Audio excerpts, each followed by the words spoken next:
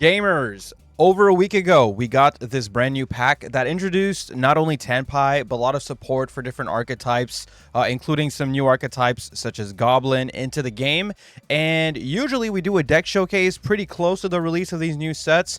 This video is a bit late. I'm sorry about that. Yes, the video is a bit late, a bit later than I would want it to be, but we will still be making this showcase. So, as per usual, what we do with these is basically people in my Discord send me different lists for like many of these decks, because I don't necessarily want to build all of the decks that are included in this pack. For example, I'm not really convinced that I'm going to build Ritual Beast. I'm definitely never building Infernoid. I don't even know if someone sent me an Infernoid list, to be honest.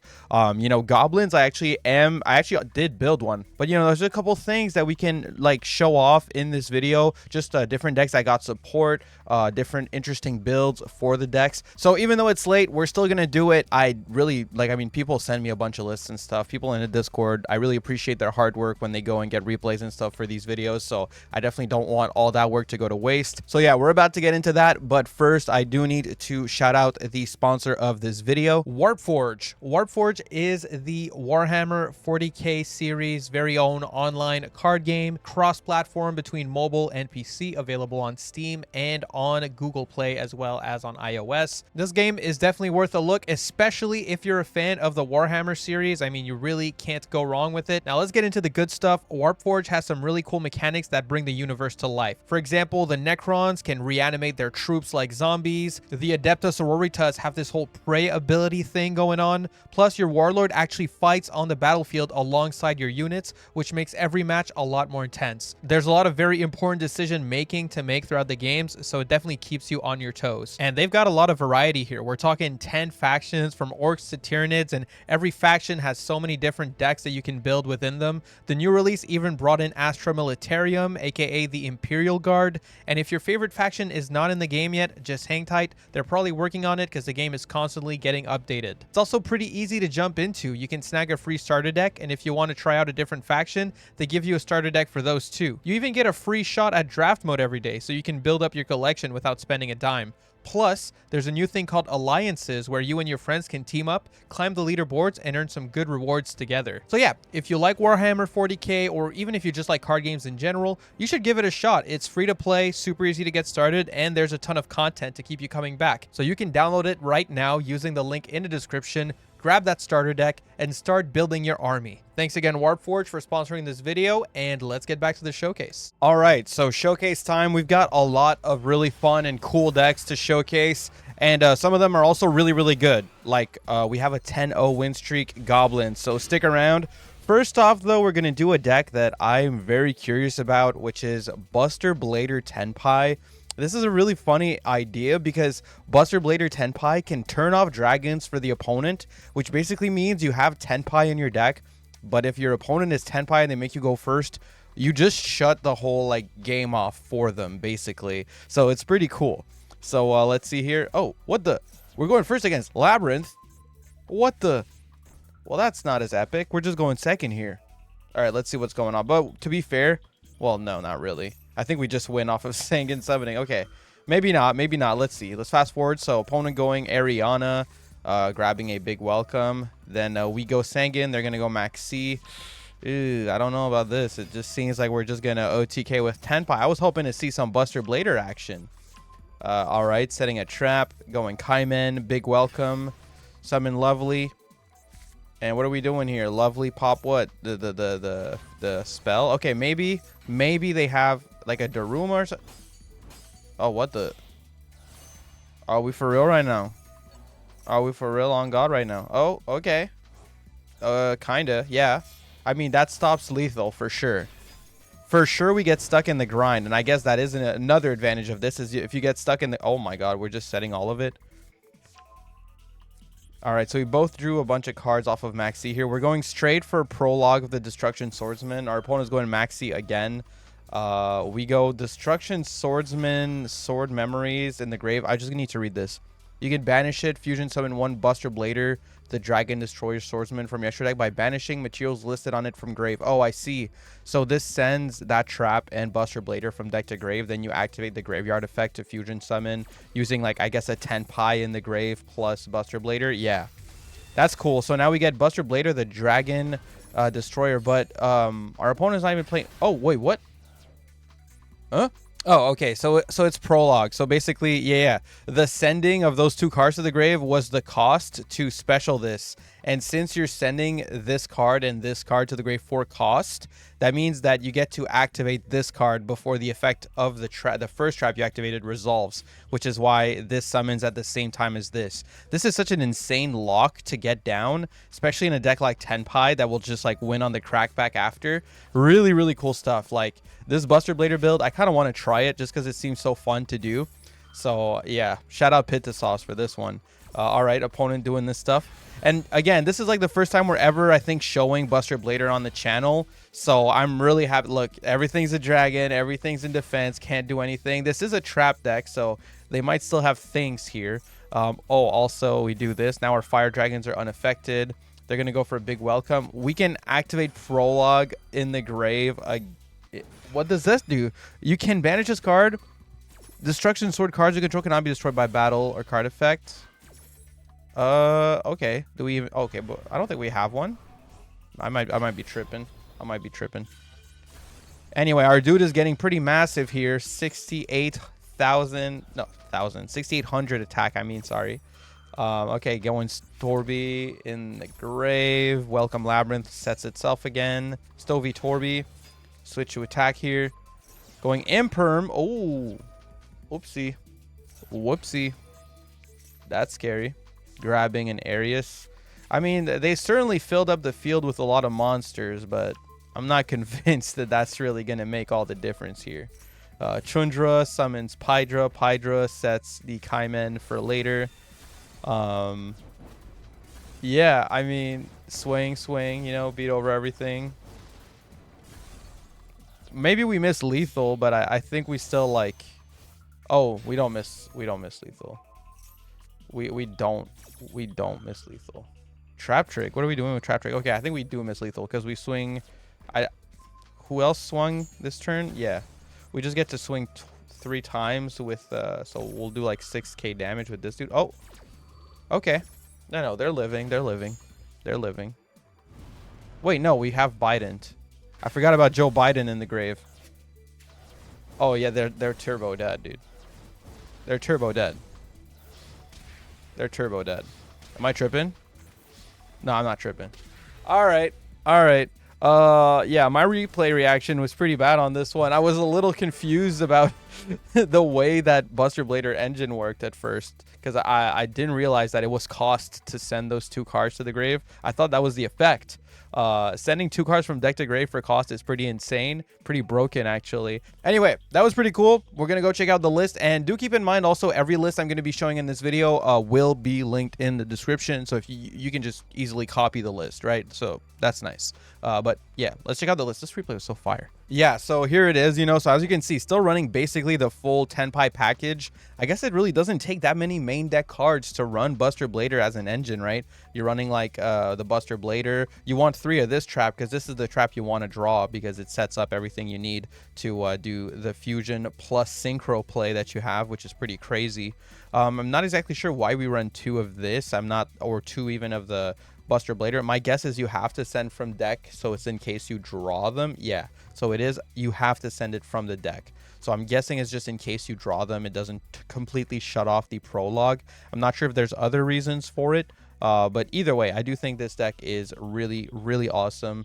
And worst case, if you do draw this, you get to summon a Buster Blader for free, right? So it ain't that bad. It's still pretty good. And what does this card do? Send a monster card you control that's equipped to this card to the grave. Destroy all monsters your opponent controls with the same. Okay, that's kind of whatever. But anyway, pretty sick deck. I really love it. I wanted to showcase this on the channel. I might even try it myself, honestly. But yeah. Shout out Pita Sauce. Let's move on. All right, and the next one is coming in from Kinohara, and this is a deck a lot of people have been requesting, but I'm not personally a fan of. Like, I don't really want to play this deck. I don't have anything against this deck in terms of other people playing it, although I do think that the deck is pretty lame. Actually, I do have something against people playing it, if I'm going to be completely honest. Whatever. It's cool. You know, people like what they like, and this is Ritual Beast. And you already have Protoss in hand. Must be nice, must be epic, must feel awesome and epic. And Dope. Okay, so we're gonna start off with inheritance. Reveal a ritual beast monster in your hand. Add one ritual beast, and then discard one card. Summon the Canahawk. Canahawk is getting impermed. We're gonna go for emergency teleport, summoning out the Lara. Banish both to summon Canahawk. Canahawk. Target these two. Shuffle the. Put them in the grave to search, and then we can go for Tamer Lara. Send it to the grave. Special Canahawk. Canahawk. Banish Lara from the deck. Lara, summon from the deck the Ritual Beast Tamer. Then we can banish 2 cards from our grave to summon Ult Nochu Drago. Then we can tag back into the extra deck the Canahawk to go into our Link 4 Ritual Beast. Dude, I'm just going to read this one. Okay, so neither play contribute cards to activate card or effect. Okay, that's cool. You can target one of your banished Ritual Beast cards, return it to the hand or extra deck. Then after this resolves, you can normal summon 1 Ritual Beast. That's really strong. And then during your opponent's turn, quick effect, you can target a Ritual Beast card you control and 1 card your opponent controls, banish them. Really, really good Link monster. Really good. So shuffle back to hand to get another normal summon. Summon out the Tamer Lara. Bring back the Beast Canahawk. Canahawk banish the cool guy Rampangu. Rampangu summoned by shuffling back our fusion. Rampangu is going to, I guess, banish a fusion and send a card to the grave. We make Flame Banshee. I guess he was like showing the line if we didn't already have Protoss, so I can respect that. Really showing the full combo here. Like Flag would have searched Protoss, but we already have it, so shout out to you for that. I really do appreciate that you still went for it just to show it. So anyway, banish a couple cards, bring back the Banshee, Protoss, pop all fires. So we have our ulti, Ray Rot, yep, and IP, and no Ritual Beast monsters for the quick effect banish? Question mark? What the? Well, I guess it doesn't matter because Protoss won.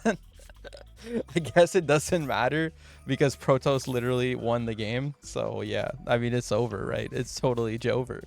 It's totally Jover, dude. It's Jover, dude. Yeah. Okay. I mean, I'm surprised. I feel like, yeah, the board could have been a lot better. I mean, yeah, you did the Protoss combo, but, you know, that's probably the most fitting way to showcase Ritual Beast on my channel. You know what I mean? Here's the list. I think the list looks good. Like, I mean, I'm not super familiar with ratios, but it seems to be about this, you know, like with the 3 Tamer, 3 Canahawk, all that stuff.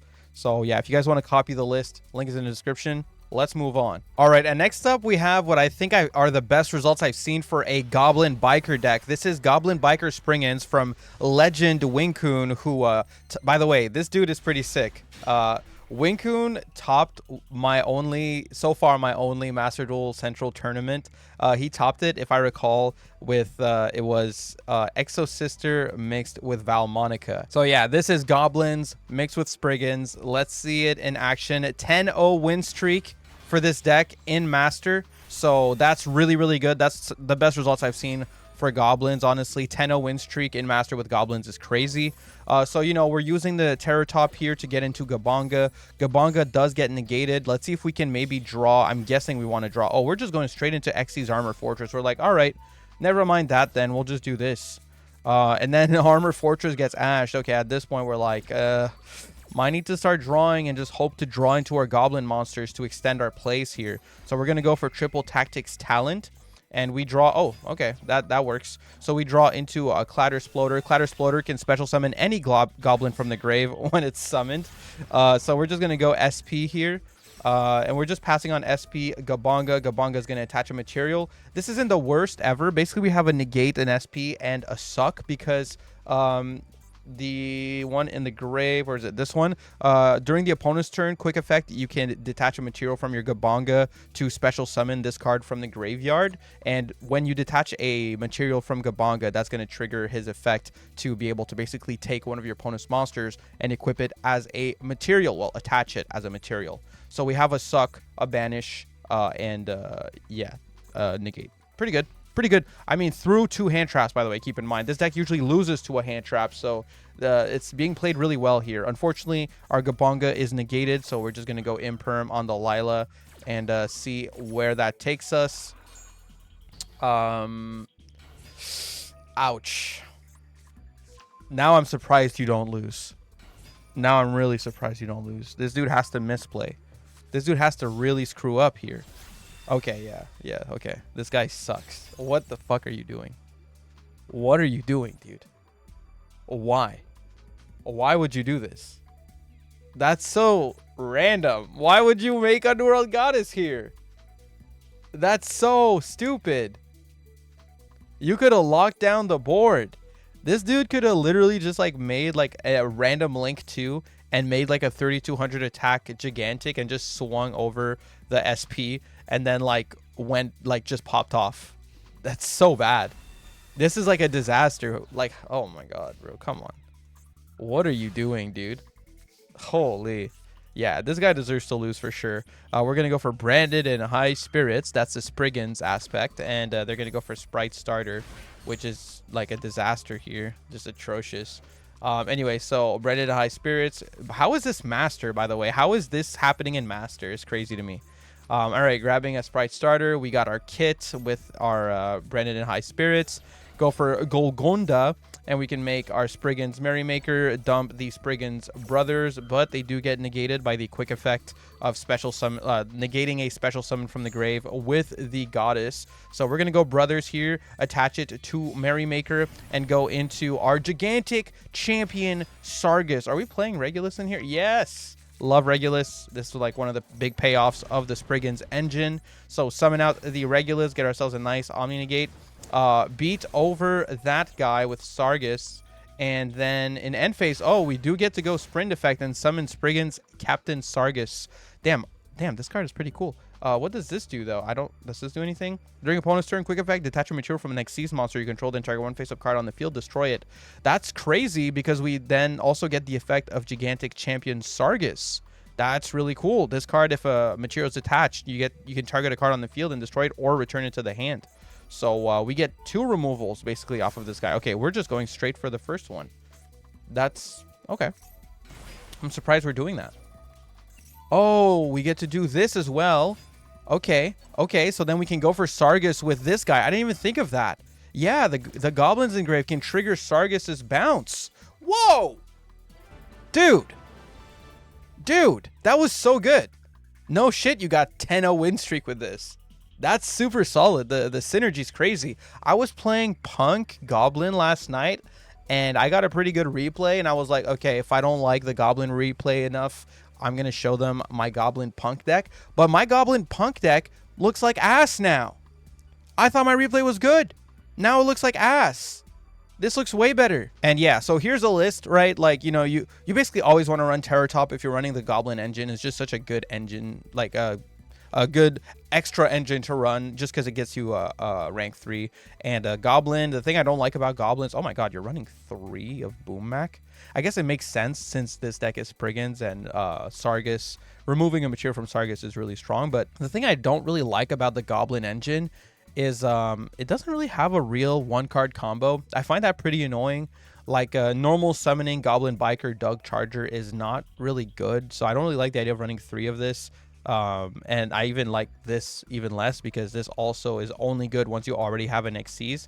Now I'm not getting, like, you got a 10-0 win streak with this deck, so I'm really not saying this to say I think your build is wrong. I don't know if it has to do with just the consistency of Spriggan's at getting Xyz on the field makes it so you feel really safe having these cards in hand to detach materials. I feel like that's probably it, because if you don't feel ultra confident that you'll be able to get into an Xyz, then these cards in hand don't feel that amazing necessarily. You know, I might be talking off of my experience playing Punk with it, where like Punk is probably not as good with this deck at all as Spriggan's, just from looking at this. Yeah, this is so cool that I low-key kind of want to build it. Like, honestly, I might build this. I have most of the URs. I think the only one I'm missing is this one, if I'm looking. Yeah, dude, I might build this. Shout out Winkun. Fire list. Let's move on. All right, and next up, we're going to check out one of the replays from Maz. Maz always sending in a bunch of replays. He sent 3. We're going to be checking out 2 of the 3 he sent for this video. This is Thunder Dragons, and Thunder Dragons, you know, they didn't really get any new cards, but they did get quite a good boost. I mean, Chaos Space went back to 3. Wyvern Burster came back. Sark, like Gold Sarcophagus, went to 2. Colossus is at 3 now. So like this deck now has access to like potential rank 8 plays with the Bestial Engine and stuff like that. There's a lot of cool new stuff for Thunder Dragon, even though it didn't get any new cards necessarily. So I definitely felt like it made sense to cover it, and I'm really glad that Maz sent in Thunder Dragons. I've actually seen them quite a bit in ladder recently. So let's check it out here. We're going to start off with Allure of Darkness, broken in this deck. Oh my god, those draws are insane. Banish the Dragon Dark Trigger, Dragon Dark, search Dragon Roar. Then we can go for Bestial Lubellion. We're going to search out a Magnamut. Then we're going to go for Dragon Hawk discard, special the Dragon Dark from the Banish pile. They're going to Veiler Dragon Dark. What are you doing?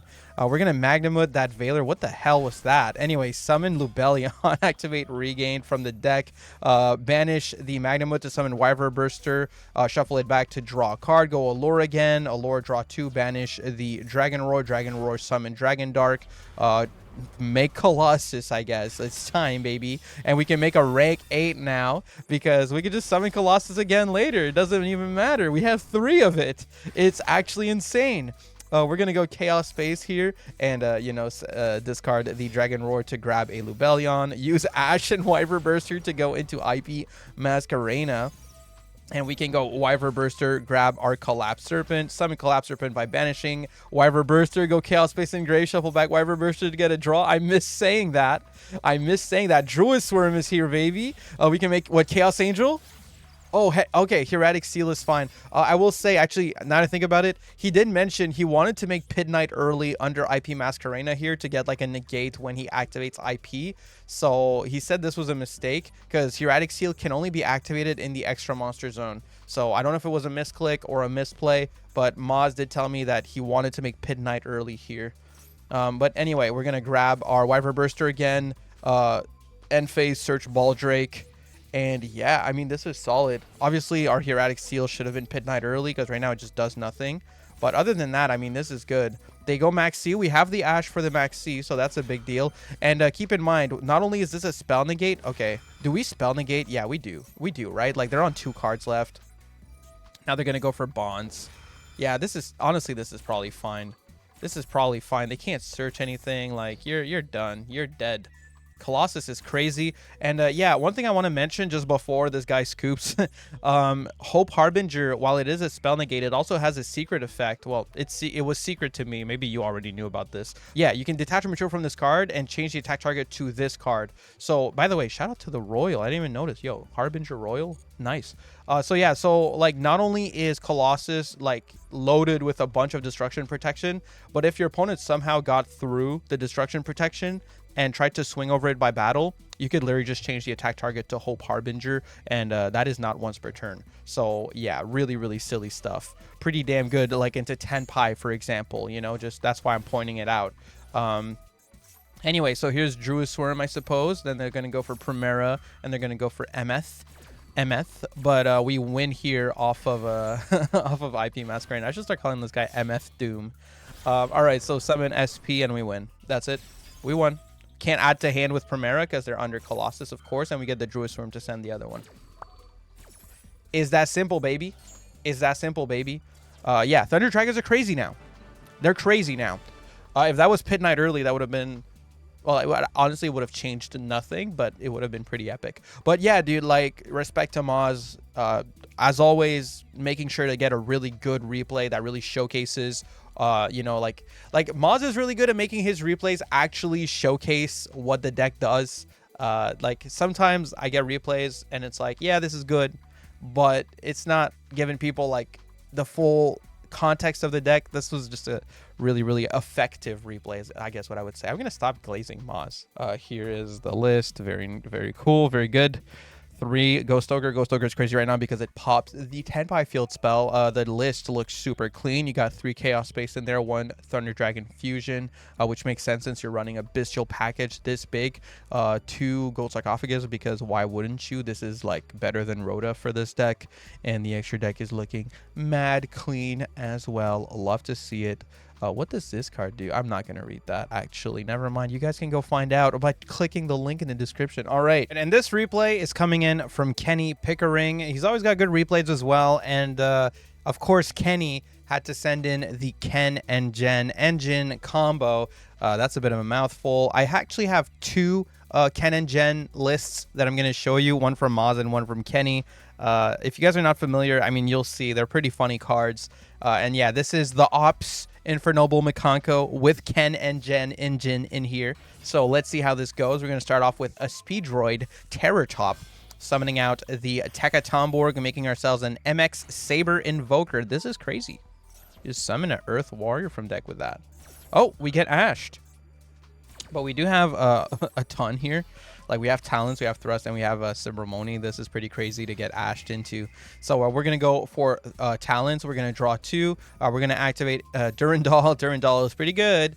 Grab the Fireflint Lady, pop the Durandal, trigger the Fireflint Lady, special summon it. And, oh, what's this? Is that Isolde? Is that Isolde? Who summons Isolde? Yeah, we're going to send 3 to the grave to summon the Gen, the Diamond Tiger, from our deck. This allows us to summon the Ken from our deck. So Kenny's going to summon Ken to the opponent's field. And if this card is special summoned, your opponent gets to draw 2 cards and discard 1. So yeah, this is the Ken engine. Yep, it's really funny.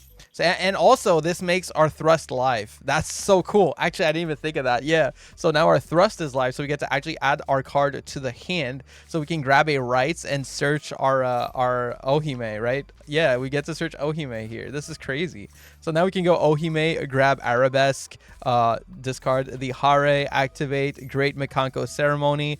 They're gonna go for DD Crow. Oh, okay, okay. Yeah, that's a fair DD Crow, I would say. I would have waited for the Ceremony to resolve, but it is a fair DD Crow. Oh, no, okay. Their idea was that so you can't respond with Ohime. No, that makes a total sense. So anyway, Arabesque, bounce back our own Ken Gen to summon Mikanko Hare and grab the Fire Dance. Wait, we did not normal summon yet? So we normal summon Ken, give them the Gen, and then they discard a card? What the hell? What the hell? Then we go Transverser. Excuse me? Excuse me? We're Acid Golem locking our opponent? Are we for real right now? They're gonna go Magnamut. Okay. That's pretty good. That's a good card to summon here. But if you're playing, wait, by the way, if this is Tenpai and you're playing like, no, you can't be playing Tenpai with Super Poly. I mean, I guess you could. So anyway, they get flipped around here. Now they are, by the way, if you guys don't know the Acid Golem lock, basically you can't special summon monsters while you control Acid Golem. All right. Now we grab their Magnamut with the Reflection Rondo in the grave using Ohime's effect to summon a Promethean Princess. Promethean Princess, bring back Hare. And we go into a Salamangreat Raging Phoenix. Activate Fire Dance, bringing back the Hare. And we go into a Nightmare Phoenix. Why? I don't know. But it's cool. It's cool. Why are we doing that? I don't even understand this one. Co-linked monsters you control cannot be destroyed by battle. Aha! These dudes can't be destroyed by battle, which makes the Acid Golem not nearly as good. I did not know Nightmare Phoenix had a secret effect like that. I did not know that. So anyway, we bounce Ohime in the end phase. We equip the the Arabesque to their Tenpai, summon out the Huli, and yeah, dude, giving them Acid Golem makes so much sense because they're gonna take all the battle damage, right? So like, that makes so much sense. This is so cool, dude. This list is pretty freaking badass. I'm not gonna lie. This is like kind of awesome. So summon Ohime, Mikanko Ceremony, banish from grave to send the Arabesque here. We go to battle phase. They take a 3,000, take another 3K. Main phase 2, set the Spirit Walk. We're playing it slow here. This is a real grind game we've got going on. Oh, whoa, whoa, whoa. Whoa, Droplet Away the Golem is really strong. That's really strong. So they're going to go for Pydra. We are going to imperm the Pydra. But yeah, this is a bit of a danger zone here for sure. Definitely a danger zone. So what's up? Already had Chundra, summon out the Chundra. We can go Promethean Princess. Maybe this is the Tenpai flash spell. It is. It's Sangan Kaimen. So we can go for Fadra. Fadra, bring back the yeah, okay. We could go for Imperm on Fadra though. So yeah, we win anyway, pretty much. But yeah, this is pretty crazy, dude. This has been a super good replay.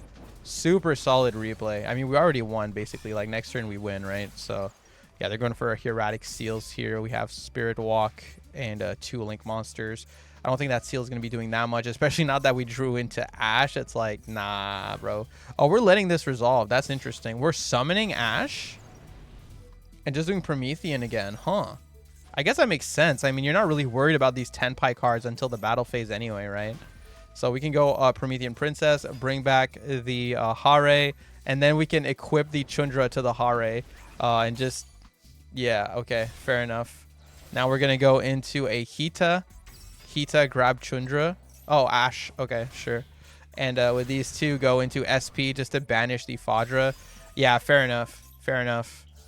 Yeah, I don't know if Kenny just forgot about the Fadra effect or figured it's not really worth it to get rid of the Fadra because you don't want to trigger the Chundra in battle phase. I'm not sure. But either way, I mean, here it's basically over, right? This has been a really solid replay. Real grind game, too. Super interesting replay from Kenny here. I like it. And the combo was super awesome, dude. The Acid Golem, the Ken Gen, resolving both of them, all that shit. Super, super cool, dude. Yeah, shout out Kenny, man. We have another Ken Gen list. The next one I think looks awesome. I know a lot of people in my comments are going to not like it, but whatever, I'm gonna show it anyway. But first, I guess I'll just show you the list real quick. So yeah, this is the list. We have Heroic Call also in here for, I guess, the Morning Star. We didn't see that in play, and I don't really want to think about heroic cards right now. I don't want to read it, so I'll let you guys figure that out if you want to look at the list. Kenny always builds nice lists. Running 3 of the Gen, it seems like he's prioritizing the draw 2, discard 1 versus just making your opponent discard a card, which I think makes sense for sure. Also, just obviously, if you're running this engine, you should be running 3 talent, 3 thrust, because as you guys saw, giving your opponent a monster and activating that effect makes both of these cards live. So that's really, really awesome.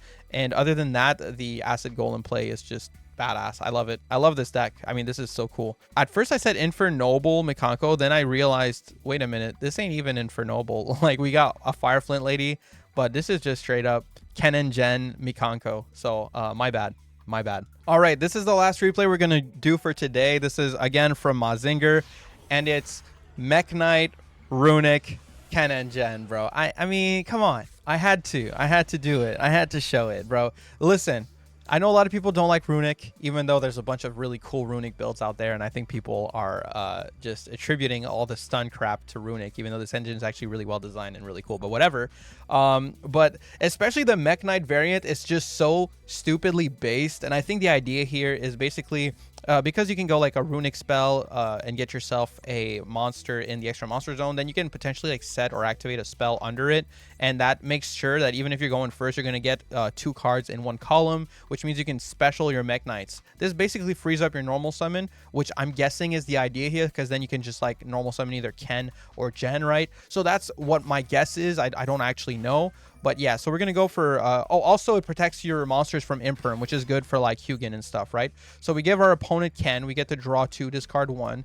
Then we set a card. We set our World Legacy Succession, and this also helps you get some columns just because you gave your opponent a monster. So we can special summon out the Red Moon. Then we can go into the Mekk Knight of the Morning Star, and with this we can discard a card and search the World Legacy Secret, activate World Legacy Succession, bring back the Ken from the grave, and wait, we get to, okay, yeah, go Ken, summon Gen. Opponent has to discard a card now. We're gonna go for Lib, the World Key Blade Master, and we're gonna get ourselves World Legacy Memory. We're just playing Mekk Knight with like 1 extra flash spell right now.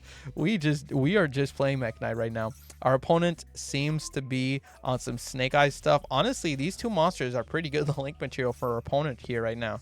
So yeah, okay, switching everything to attack position, summoning out the Diabel here. Gonna go for Diabel effect, and now we can go for World Legacy Secret. And I believe the way this card works is any monster who's in the same column as a Mekk Knight card gets negated, right? So that's pretty crazy. They're gonna summon out the Ghost Ogre to make a Baron. We're gonna go for Flashing Fire to force out probably the Baron negate here, and now we can go for World Legacy Memory, which will also special summon a Mekk Knight monster. And because this is a continuous effect, the Baron negate will be negated here, so that gets negated, and now it's popped by the Flashing Fire. Our opponent goes to battle phase, crashes the Ken Gen. I just want to read, is there like something that stops opponent from using them as material for something? Once per turn at the end of the battle phase, return this card from the field to the hand. Okay, so that means they didn't even need to crash, right? They could have just, oh, well, I guess they don't want to put it in your hand. Yeah, it doesn't, I don't know. It seems like they could have just used it as link material. I don't know if I'm missing something here. Either way, opponent goes for Kashtira Unicorn, and we can go for Indigo Eclipse, move over our yellow star to get our negate on the Unicorn.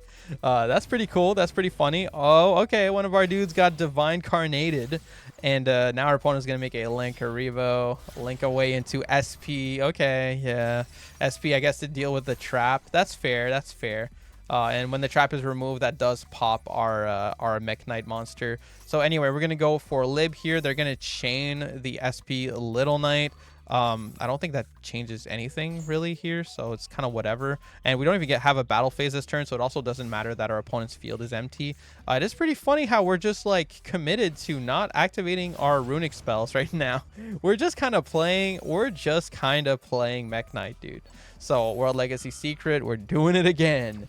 We are doing it again. We're going to bring back the yellow star, and then our opponent's monster will be negated. They're going to go to battle phase, beat over the Lib.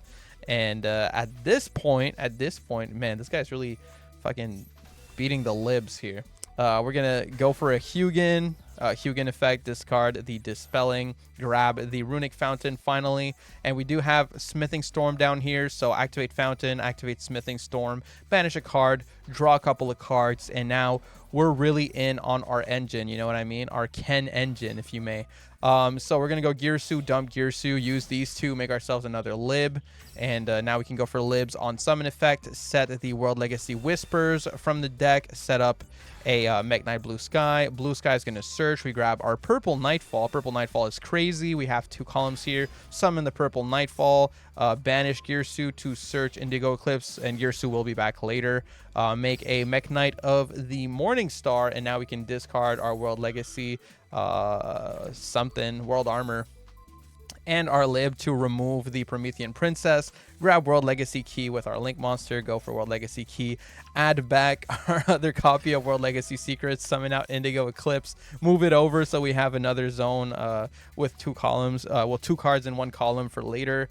And yeah, looking pretty clean. We're going to activate World Legacy Secret yet again to bring back our Purple Nightfall so that we can use it again. And it's totally Jover, dude.